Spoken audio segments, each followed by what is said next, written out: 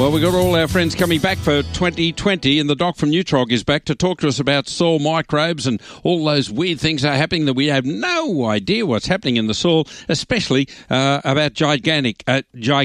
Good morning to you, Uwe, and a Happy New Year. Hi, Graham. It's great to be back on the air. Yeah, I guess I wanted to chat about fertilising now and what your soil microbiology might look like heading towards autumn. Now, originally I was going to talk about the lack of rainfall in Sydney, but that seems to have not been an issue anymore. So Come and gone.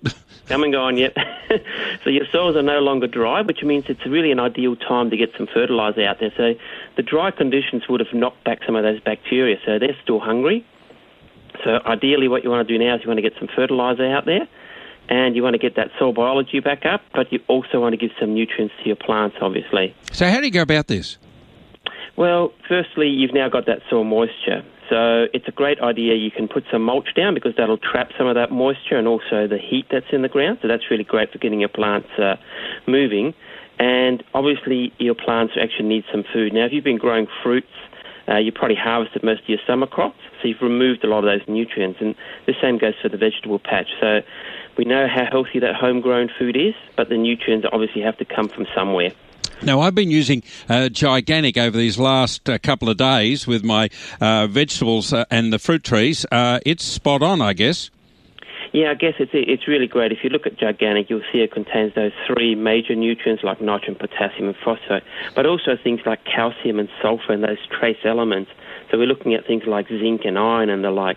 And it's great for your citrus and your stone fruit, but also for your more tropical fruit, like, for example, the passion fruit, your mangoes, even your bananas, which are really heavy feeders of potassium. So it's great for that. And if you've been growing things like your onions, your radishes and your brassicas, you've really stripped the soil of sulfur. So again, Gyganic's a great source of this nutrient. In fact, calcium and sulfur, as I said, are often overlooked as vital nutrients. So the organic base then gives your microbes something to use, and you get those numbers back up.